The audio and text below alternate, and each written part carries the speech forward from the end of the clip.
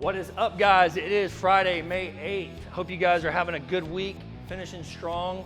Today we have a strength skill overhead squats, 5, 3, 3, 1, 1, building every 2 minutes on the minute, going for a heavy single at the end. So starting with 5, I would propose, anything that we can get to the overhead position.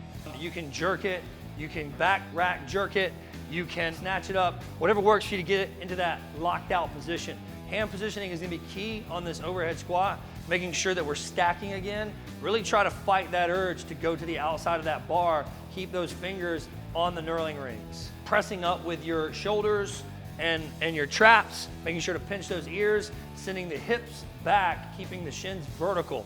So make sure that we are focusing on form, especially on that first set of 5, maybe starting somewhere between 50 and 60% of our 1 rep max. Moving on, approximately 5 to 10% to 3. So we might be at 65, possibly 70.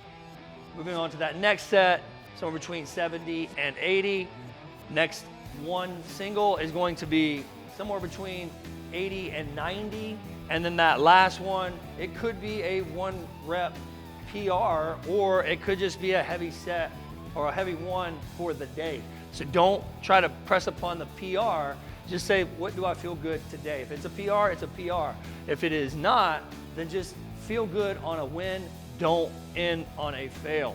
Moving on to the Metcon, we have a 20-minute AMRAP, 5 pull-ups, 10 ring dips, 15 alternating pistols. So 5 pull-ups should be unbroken. If you don't feel confident or comfortable, maybe we want to modify to a ring row or a bent over row. That we're going to be able to do 5 pull-ups for 20 minutes. 5 pull-ups should take somewhere between approximately 10 seconds, 15 at the most. Moving into our 10 ring dips. Ring dips, want to keep those rings kind of tight. We don't end up with burns on our arms. So maybe wear a long sleeve shirt, or kind of just make sure those rings are set approximately shoulder width apart, locking out at the top. That's the hardest thing about a lot of these rings is most people can kind of move their hands out without locking. Make sure we're really pressing up and locking and keeping our thumbs at our hips, not pressing out and not locking everything out, making sure we get the full dip range of motion, trying to get the elbow and the shoulder parallel. Again, hopefully seeing these unbroken for the first 10 minutes at minimum, and then maybe 5 and 5 the subsequent 10 minutes, depending on how many rounds you're getting here. If we're doing 10 set ring dips at 10 sets, should be another somewhere between 10 and 20 seconds. So we're looking at somewhere between 30 and 35 seconds here, and then the alternating pistol. That's gonna be the real breaker there. Hip crease below the knee, single leg not touching the ground until we're fully locked out to the ground, and then back down with the alternate leg. With these pistols, they're difficult. Find something to balance yourself with. Most people have a balancing issue, not necessarily a strength. So maybe try to find something just to hold, get down to the point where you need it, and then grab it, and then stand back up. If that kind of hurts for a bit, maybe do 6, 3 each leg, and then move on to the air squat for the subsequent 9 reps. And continuing through that, we want to think in terms of maybe 1 round per minute and a half or so. So maybe somewhere between 10 and 15 rounds, depending on your skill level here. If you're at home, we have a couple of different modifications. Same 20-minute AMRAP, 5 bent over rows or ring rows. If you have rings or something you can pull yourself from.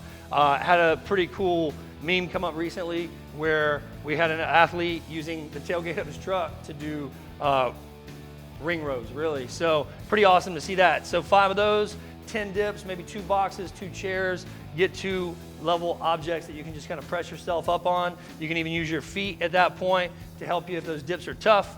And then 15 alternating pistols or air squats. Same reps, nothing more.